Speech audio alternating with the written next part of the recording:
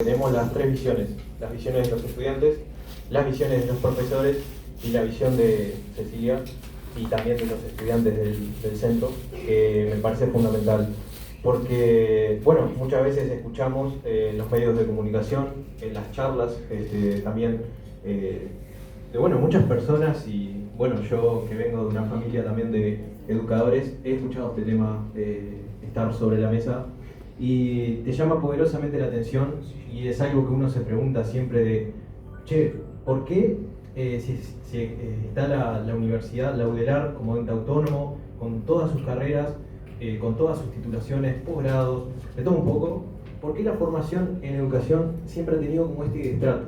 Pero no solo en Uruguay, sino en América Latina en general, ¿sí? Porque me acuerdo el año pasado en una clase con un profesor, Andrés Choca, que se mencionó esto de cuánto vale la profesión docente, no por un término económico, sino por el valor social en Europa, específicamente en Escandinavia, y cuánto valor se le da en nuestro país, ¿sí? Y no es por engrandecer a Europa y desmeritar a América Latina, pero es una realidad, ¿no? De cuánto la sociedad o cómo la sociedad ve a la formación, ¿sí? Docente, maestros, profesores y los estudiantes de profesorado también. ¿Cómo lo vemos? ¿Qué valor le damos? ¿Vale más una carrera de ingeniería que una carrera de profesorado? Porque acordémonos que se mencionó en la mesa, esta es la única profesión, maestros, profesores, que forma a las demás profesiones.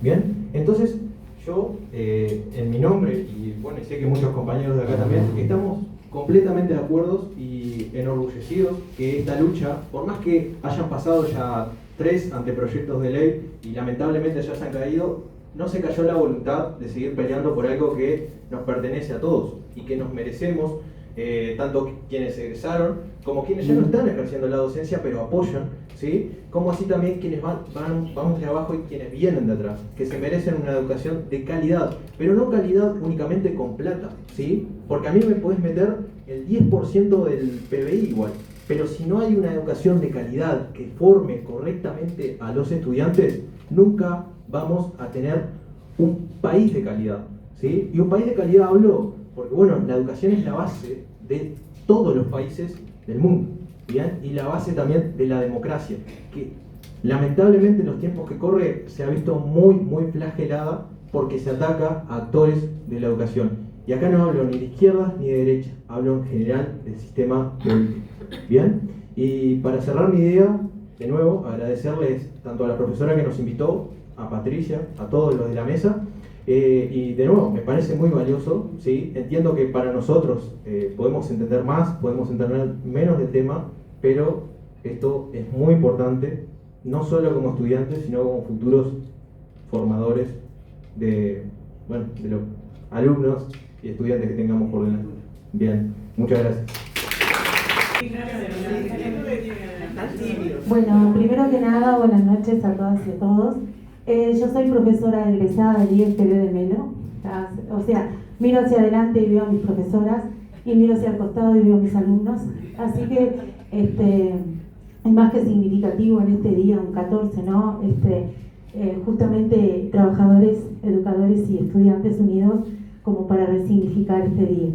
Y nada, bueno, el aporte en realidad es celebrar este encuentro y ponerlo a disposición justamente de toda la sociedad, ¿no? Informar y hacer este proceso de información tan necesaria para que se haga eco y carne de todas las personas de la sociedad.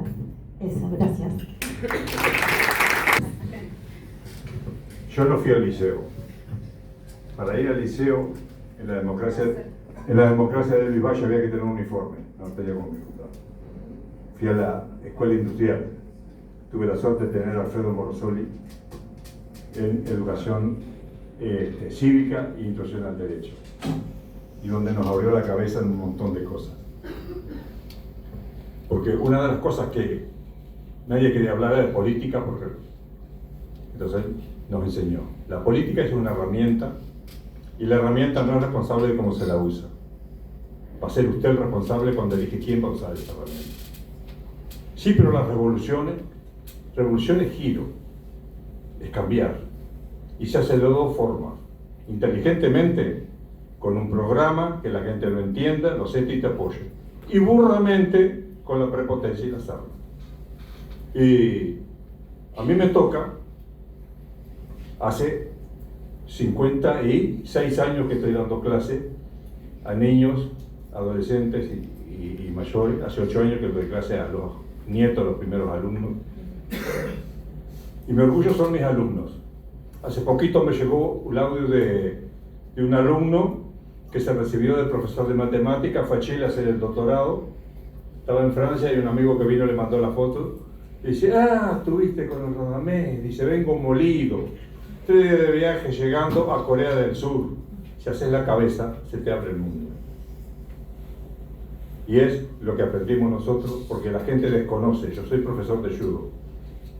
El señor que inventó el judo con 14 años le daba clases de inglés a los chinos.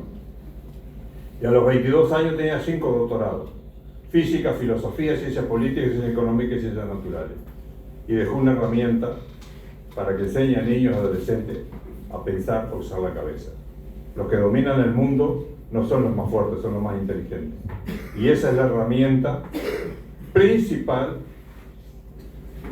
y la responsabilidad que asumen todos los docentes de transmitir ese conocimiento. Y con respecto a lo otro, no es raro que haya gobiernos que recorten la educación, porque si das cultura, no tenés barra brava y no podés arriar la manada. No, muchas gracias. Aló. La pregunta que tenía no era dirigida hacia digamos, los integrantes de la mesa, los exponentes, sino más bien era una persona a la cual me enorgullece mucho que esté acá presente, porque sinceramente en lo que llevo, ¿no?, de participación política, creo que es una de las pocas personas, los pocos políticos que realmente se ha existido, ¿no?, con todas las causas que hacen al quehacer no solo educativo, sino social, cultural y económico de nuestro departamento, como es el señor, el doctor, mejor dicho, Rodrigo Rivero, con el cual, digamos, tengo el enorme placer de compartir sobre todo, digamos, partido político.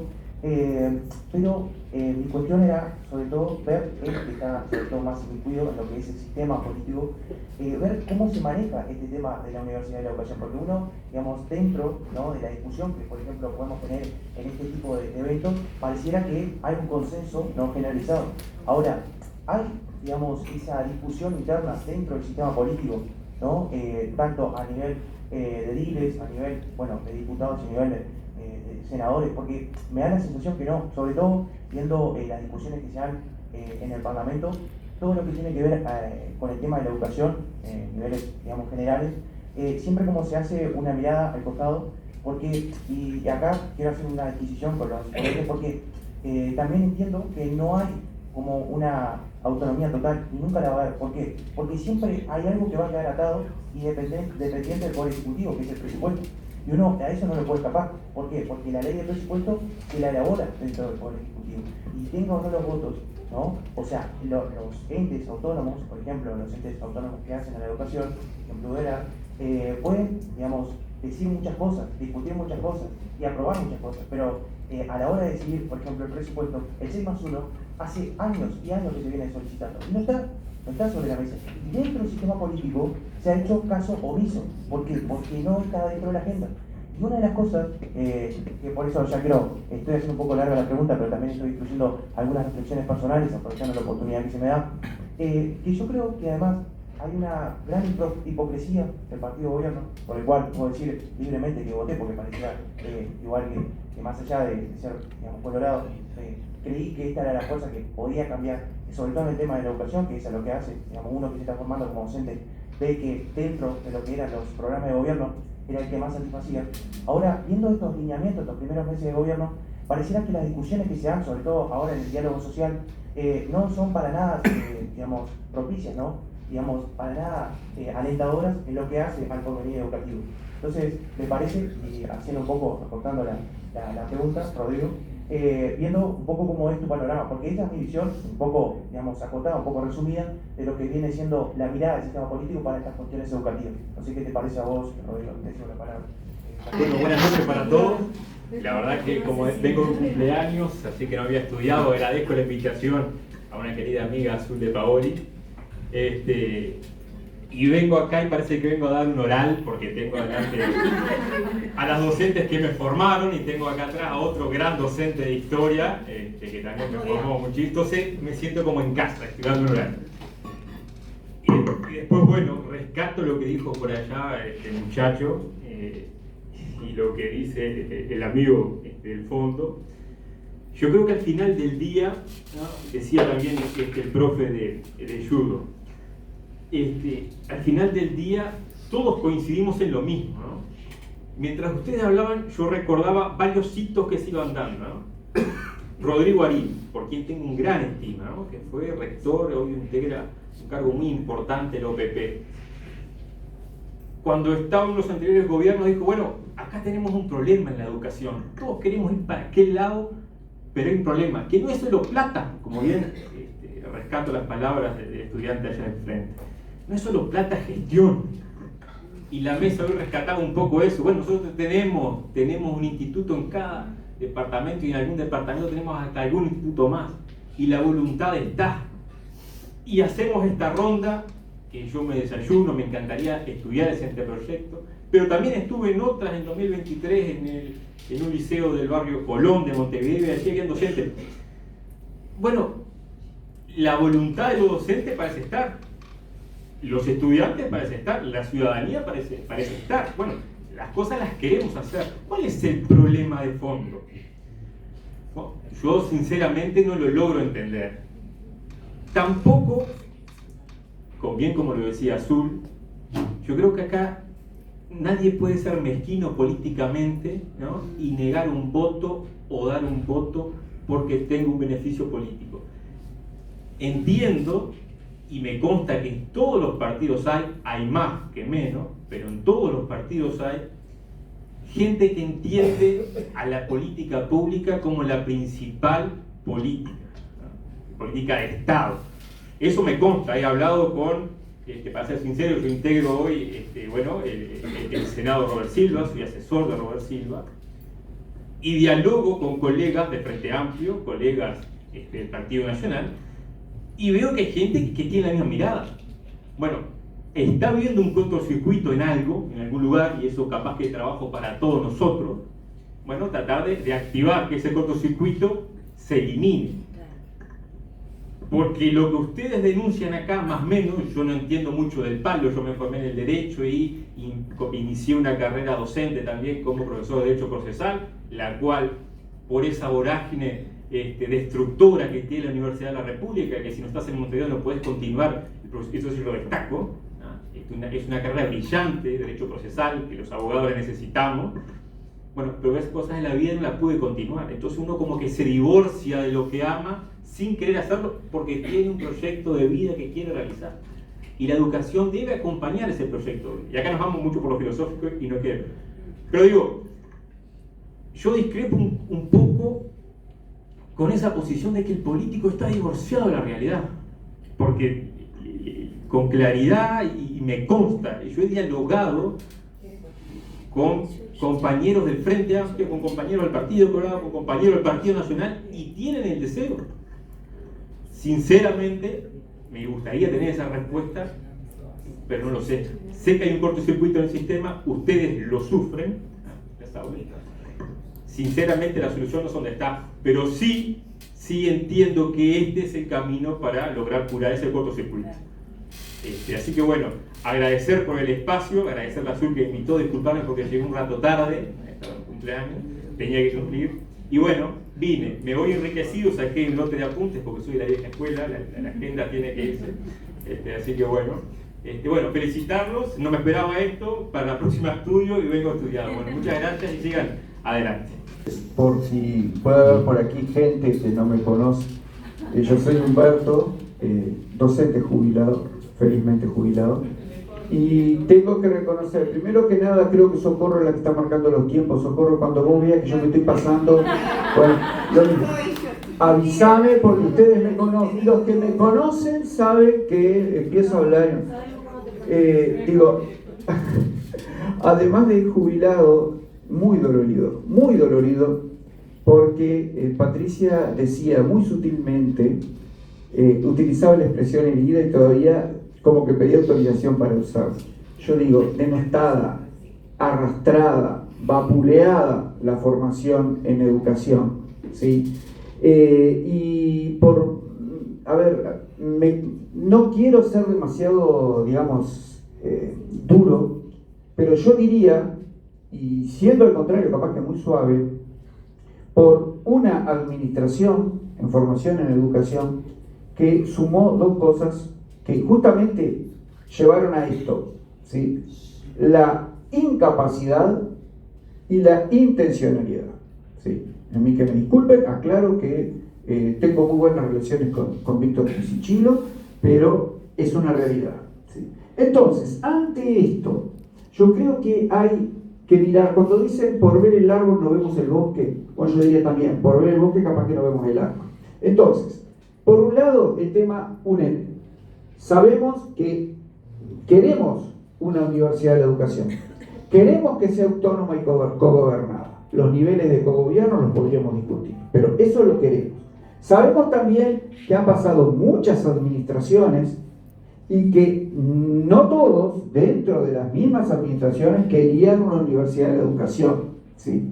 Y sabemos también que en esta etapa, que tiene que pasar necesariamente por el Parlamento, ¿sí?, es una etapa de nuevamente discutir, porque aquí hablaban ir a hablar con los representantes, hablar con... Eso nosotros lo hicimos, recuerdo que lo hicimos y mucho, y quedó en eso. Entonces, hay que ver qué pasa con la autonomía y cogobierno, porque sabemos que hay vastos sectores electos democráticamente en el Parlamento que no quieren autonomía y cogobierno, o por lo menos no quieren cogobierno. La palabra como que, bueno, tenemos que tener la capacidad de negociar, de buscar puntos de encuentro y cosas que van a depender en definitiva, no digo de mí porque yo estoy ya estoy en el, digamos, lejito, pero sí de la gente que está, va a depender el hecho de en esa negociación tratar de lograr el máximo posible. Si por ahí hablaban, la política es el arte de lo posible, bueno, de alguna manera tratar de lograr el máximo posible, y si no se logra, buscar la manera de dentro de eso que se llegue, ¿sí?, conseguir el máximo. Por ahí Cecilia hablaba del tema del rector. A mí me deja helado cuando se dice que el rector puede ser una persona que no haya pasado por formación en educación. Me deja helado. Pero ¿de qué va a depender eso? Va a depender mucho de las posturas, de las sugerencias, de la presión que se haga de los distintos órdenes. Por ahí entonces la importancia de la negociación y la importancia de llegar lo más lejos posible. Y digo esto no para desanimarnos, pero quizá haya que pensar que desde el Parlamento no va a salir una UNED cogobernada ahora, ¿sí? Habría que pensar, ser creativo para ver cómo se puede arreglar eso para que de alguna manera igual la presencia de los órdenes esté. Eso por un lado. Por otro lado, hay aspectos, y ahora voy a referirme al árbol, no al bosque, hay aspectos que en la administración anterior se dejaron totalmente de lado y que considero que hay que tratar. Primero, hay un tema que es, pero reventante, lo he hablado con varios colegas en actividad: salud mental. ¿Sí? Es impresionante. No estamos hablando solamente de la salud mental de los docentes, estamos hablando también de la salud mental de nuestros estudiantes, ¿sí?, de los problemas que surgen, y tener en cuenta que en este momento, hasta donde yo sé, hay un psicólogo en toda formación en educación, ¿sí?, que por supuesto su presencia no es más que simbólica. Entonces, ese es un tema que hay que trabajar y hay que hincarle el diente. Otro aspecto: la transformación, la llamada transformación educativa. Todos sabemos, a mí me tocó vivirla muy poquito, pero por suerte, todos sabemos que no funciona, no camina. Ahora, igual hay que evaluar. Igual hay que evaluar y hay que considerar, por ejemplo, aspectos como las horas de departamento eliminadas, las consecuencias, Patricia lo decía, las consecuencias que tuvo eso, evaluar lo que pasa con el tema de toda la estructura académica, El tema de la semestralización, que uno podrá decir, sí, pero los desastres que uno puede llegar a ver, que ya se sabía que iban a haber con la semestralización, eso hay que evaluarlo, hay que poder mostrarlo, porque aunque nosotros lo sentimos visceralmente, ¿sí? Pero hay que poder mostrarlo. Acá están, mira, acá están los datos, acá están los resultados, acá está la cantidad de estudiantes que no pudieron tener alguna asignatura porque durante un mes y pico no se pudo lograr el docente, y podemos dar 1000 ejemplos de esto. Después, un aspecto también que tiene que ver, por ahí se hablaba de la gestión, y a mí me gustó mucho oír hablar del tema gestión, ¿sí? Otra cosa que fue muy ninguneada fue el tema gestión a lo largo de la administración anterior. Y yo creo que habría que enfocar el tema ahora, ya, urgente. Hay llamados a aspiraciones de DOE, DOL y DOT. Esos llamados tendrían que salir lo antes posible. Sé que hay algunas objeciones, hubo objeciones respecto, por ejemplo, a la integración de tribunales, porque fueron tribunales nombrados en la administración anterior. Pero es necesario marcar eso. Es necesario llamado a aspiraciones, yo diría concurso, pero claro, concurso es mucho más complejo. Pero llamado a concurso también para dirección, para los cargos de dirección, con un perfil bien definido. Recordar que el último concurso que hubo para dirección dejó totalmente de lado los méritos y prácticamente la oposición que había estaba referida a lo que era la transformación educativa. Entonces, por ahí también me parece, considero que se impone por lo menos un llamado a aspiraciones a dirección con un determinado perfil y un llamado a aspiraciones que no sea solamente, que sea de méritos y oposición, por lo menos si fuera concurso mejor todavía, ¿no? Pero bueno, yo sé que el concurso tiene más. La necesidad de marcar un perfil de director, la función del director, más allá de que aun cuando en los papeles no aparezca el cogobierno, si el director está formado, armado, tiene un perfil suficiente, puede perfectamente hacer que los organismos que hay en este momento en el instituto funcionen como organismos de cogobierno. ¿Por qué? Porque tenemos comisiones de carrera, porque tenemos consejos asesores y consultivos, y alcanza con que el director... Gracias, sí, yo estoy en mi época, claro, sí, pero eso se puede, eso no cuesta mucho, no es necesario que pase por una ley, alcanza con generar determinados perfiles y crearlos, o de última, aunque no se genere nada, la misma dirección puede llamar a los distintos órdenes. Y dicho sea de paso, cuando yo hablaba de evaluar, también está el tema participación, me preocupa el tema participación de egresados, ¿sí? No, es complejo. Yo no sé si eso se ha evaluado, cómo está ahora la participación de egresados, pero me consta que en una época lo que eran los CAC, lo que eran las comisiones de carrera, eran banquitos de 2 patas, ¿sí? Porque egresados o no estaban, o había que salir poco menos que a pedir, por favor, a ver, vení, alguien que hubiera egresado hace poco, ¿sí? Bien. No quiero seguir mucho rato más, pero creo que por ahí me iría quedando. Hay bastante más para decir, pero por ahí me iría quedando. Gracias. Como docente jubilada y reintegrada a la formación docente, decir que he vivido los diferentes planes, he vivido lo que ha sido la lucha por la Universidad de la Educación, ver como un día hoy especial, un día importante para todos, donde se rescata la memoria, y la memoria también que tenemos que tener de lo que ha significado la formación docente en el Uruguay, la lucha que ha significado, y cómo nosotros tenemos que defender lo que ha sido la formación docente en el Uruguay en la formación de todas las generaciones, como decía el compañero, hablando sobre el formador formando a todas las otras profesiones. Pero formación docente tiene una historia que ha sostenido esa formación, que nosotros le seguimos defendiendo, y que esta creación de la universidad tiene que tenerlo en el centro. Por eso cuando uno lee o ve la documentación que hay sobre los nuevos proyectos, piensa cuánto está siendo tenida en cuenta esa historia de la formación docente, que ha sostenido la educación pública del país y que tiene mucho para decir.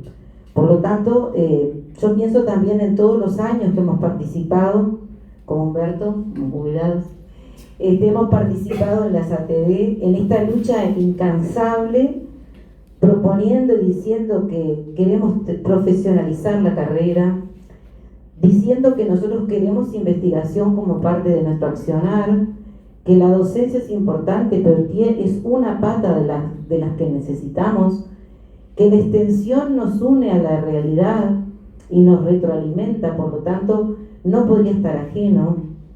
Y también, como dice Humberto, duele ver cómo la formación docente ha sido castigada. Yo creo entender que esto es porque es muy importante lo que la formación docente puede hacer en el país. Y hay una relación directa con lo que es la construcción de la democracia ahí. Por lo tanto, festejo que nos encontremos hoy, veo a los estudiantes, que también son mis estudiantes, y me alegra que estén aquí, que puedan participar, porque la participación se construye. Hace mucho tiempo que los educadores estamos perdiendo participación. Durante mucho tiempo se nos convenció que lo que pasaba en las ATD no era importante. Eso se circulaba en los ámbitos educativos. Sin embargo, las ATD permanecieron fuertes y tienen una construcción documental excelente, que ojalá sea tenida en cuenta, que estos anteproyectos lo tengan en cuenta, porque a veces, como nacen, nosotros hablamos de nacer desde el pie, que me encanta esa expresión, pero todo pie tiene unas raíces, y en este caso la historia de la formación docente es muy importante. Como hablaba Socorro, si nos vamos en el tiempo, hay mucha gente desde hace muchos años que está planteando la necesidad de una universidad de la educación. Porque cuando se tenga una universidad de la educación, va a haber una política de Estado en la educación. No vamos a estar sujetos cada 5 años a estar como el cangrejo, un paso hacia adelante, otro hacia atrás, estar acostado. Sino que la educación basada en la investigación no va a tener retroceso. Basada en la extensión, va a tener contacto con la realidad. Yo creo que los docentes podemos hacer el cambio, y eso es lo que asusta en algunos lugares. Esperemos que esto siga con fuerza. Me alegro de poder ser parte y agradezco la participación de todos, porque los que estamos en una etapa de la jubilación pensamos a veces que no lo pudimos lograr. Pero cuando vemos de nuevo que el ímpetu surge, porque ha sido muy difícil ese proceso, creo que unidos vamos a poder lograr que la universidad salga. Capaz que no como la querríamos. Capaz que la frase que leyó Carmen me pareció muy interesante. A veces hay que ceder algunas cosas, pero por lo menos estamos en pie. Esta reunión me calienta el alma. Yo debo ser la más vieja acá de todos los formación docente. Valió la pena. Gracias. Solo dos cosas. Yo ya tengo 20 años de jubilada, de lo formal, ¿no? Vamos a decir. Pero he seguido haciendo otras cosas. Pero hubo dos cosas que me conmovieron, porque eso es oír un poquito lo que Socorro dijo de la historia, el querer ser universitario. Cuando yo entré al instituto en el año 64, teníamos un gran director de formación en el instituto, el maestro Sigifredo Viñoles Huart. Y me acuerdo que un día nos dijo: capaz que cuando ustedes se reciban ya van a ser universitarios. Tomábamos, todavía la estamos peleando. Y lo otro, lo que dijo Cecilia, porque si el otro día estuve en Tacuarembó en la discusión que se armó sobre todo el tema de la necesidad de que para una universidad de educación hay que tener determinadas estrategias docentes. Y yo no había metido la nariz en nada, pero dije, no, porque estábamos hablando de misiones pedagógicas, que son una gran estrategia, no solo educativa, sino de extensión. Estamos hablando de Paulo Freire, y yo digo, y las mujeres no hemos hecho nada. Yo fui miembro por años y lo sigo siendo de la Red de Educación Popular entre Mujeres de América Latina, la REPEN, que están reunidas en México trabajando todo el tema de la educación entre mujeres, y también del ICAE, el Consejo Internacional de Educación de Adultos. Y ahí se han creado estrategias fabulosas que han permitido fortalecer a las mujeres, y estoy de acuerdo, tenemos que haber muchas mujeres peleando por estar en los cargos de dirección. Yo nunca me bajé del caballo, todos los que se me dieron los agarré. Un poco de que, yo sé que el panorama es complicado, que el proyecto de ley se propuso varias veces, pero creo que hay una diferencia esta vez, y por eso está bueno agradecer estos espacios. Y creo que la clave es invitar a la ciudadanía y que la ciudadanía entienda el problema y que la ciudadanía entienda que esto es una mejora para Uruguay y que no importa el partido político que la presente. Cuando la ciudadanía presione, porque esto es una cuestión, ellos son nuestros representantes, ahí está la clave. La clave es el hablar, la clave es el discutir. Y sí, capaz vamos a tener que llegar a un término medio en algún punto, pero sí siento que hay una diferencia esta vez en el planteo. Pero se dé o no, la lucha va a seguir estando.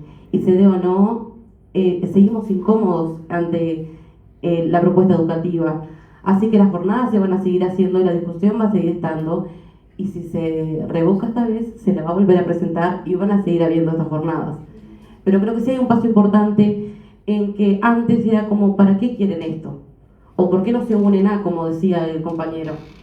Eso es lo que falta acá. Que la ciudadanía entienda que esto es por la formación de todos los uruguayos y cambia el cimiento del país entero. Y está ahí la clave, me parece, de la discusión. El que cuando salgamos de acá, llevarla a un amigo, a un hermano, a discutir por fuera de, no porque yo soy de este, yo soy del otro, sino discutir por qué esto estaría bueno. Ahí está la clave, me parece. Bueno, yo cuando habló Nicola, ¿sí? Nicola, y le pregunta al doctor Rivero allí, respecto a, o mejor dicho, reflexiona acerca de que esa autonomía nunca va a ser plena, ¿no? Porque él lo sujetó, ¿verdad? O lo ligó a la cuestión de, digamos, del presupuesto. Parece claro que el gran problema que tiene el sistema político para crear esta universidad de la educación autónoma y cogobernada es justamente la autonomía política y el cogobierno. Quería llamar a la reflexión respecto a esto, ¿no? Y que está ligado a la idea de democracia que hacía referencia hoy. Nosotros, según la Constitución y según las prácticas jurídico-políticas, vivimos en un sistema democrático republicano. Bueno, como diría Rinesi, ¿no? Los políticos no tienen que tenerle miedo, o la república o el republicanismo no tiene que tenerle miedo a la participación democrática. Y en este caso, la reflexión que hace Nicola allí me hace pensar en esto. Sí, la universidad cogobernada va a tener, ¿verdad?, el accionar obviamente del orden docente, del orden estudiantil, del orden de egresados, ojalá en este modelo ideal también los funcionarios y las funcionarias, pero fíjense ustedes que por tratarse de un sistema democrático republicano, el poder ejecutivo diseña el presupuesto y lo vota el poder legislativo, ¿sí? Y hace los ajustes y demás. O sea, tenemos el poder político decidiendo el destino de las finanzas, ¿no? Y de los recursos, y ahora estamos en plena elaboración de ese presupuesto. O sea, eso no lo resuelve el ente, eso depende del poder político. Pero también, en el caso de la UNED, depende de su creación, depende del poder político, que es lo que es, del dos tercios de cada cámara, también está sujeto al poder político. Pero también, si se concreta, ¿verdad? Si se concretara la universidad, También se van a hacer elecciones y una vida jurídico-institucional que también va a estar controlada por órganos constitucionales, porque, por ejemplo, la Corte Electoral. Es decir, tenemos a alguien que está